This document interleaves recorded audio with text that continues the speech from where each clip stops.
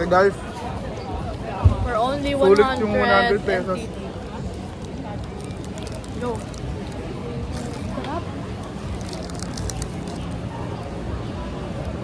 Sarap. Kilala kong hot star na to dito sa Taipei, sa Taiwan. Sikat siya. Abuti na tiyempo namin, walang pila. Kasi minsan, obligado kang balikan mo pa to para lang makabili. Walking around Ximending. Ayun na, Dong Boy. At tapos lang namin kumain ng hot star chicken. Sobrang laki, hindi namin naubos. Hi, there was sausage, yeah?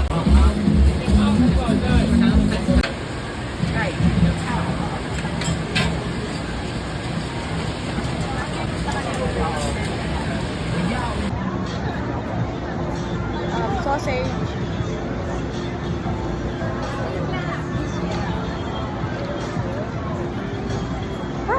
Yep.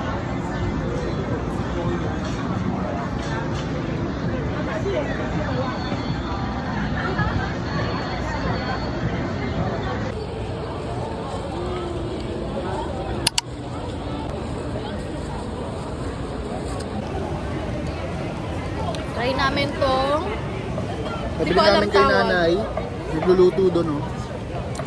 Para siya malagkit na may peanut eh. parang palitaw na ano, na may peanut. Oh, Masarap. palito na may Ganyan. peanut, yun lang. Mm.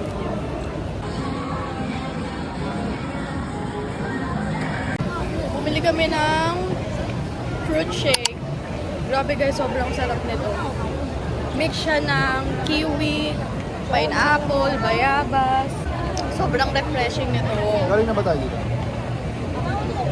Mm. Ayun yung pancakes.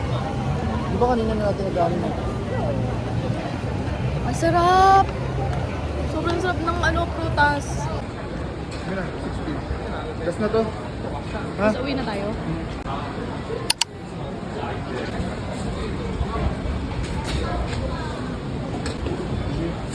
Ayun yung spices.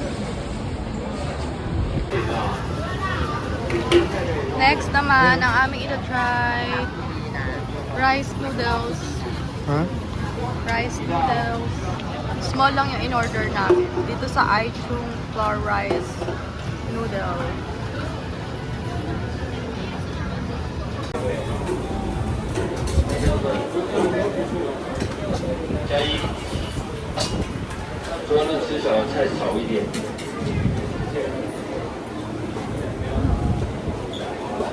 Hi guys! Kakauwi lang namin. Galing kami ng Ximending.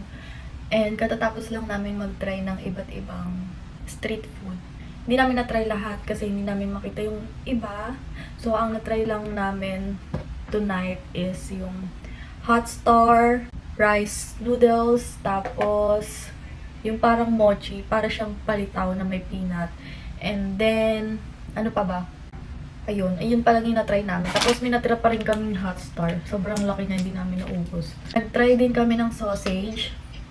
And parang lasa lang siyang chorizo. Tapos nag-fruit shake lang kami. Tapos na ang aming day 1 dito sa Taiwan. And sobrang nakakapagod yung day 1 namin. Kasi simula Clark International Airport, 7 hours kami nag-antay. Kasi sobrang aga namin dumating doon. Tapos, after nun, pagdating namin dito, sobrang aga. And then, nag-tour agad kami. Pagtapos nun, nag-lunch lang kami sa Ichiran. Yung second branch nila doon sa Taipei. Yun pa lang yung pinakamasarap na natikman ko dito sa Taiwan, yung Ichiran. Pero hindi siya product ng Taiwan pa. Japanese nga pala yun guys. Hindi siya kasama sa bilang. After namin mag-lunch, bumalik na agad kami dito sa hotel. Tapos nag-antay lang kami sa lobby kasi 4 PM pa yung check-in namin. Kaya sobrang tagal din namin nag-antay ulit. Tapos nag-ikot-ikot lang muna kami sa Ximending.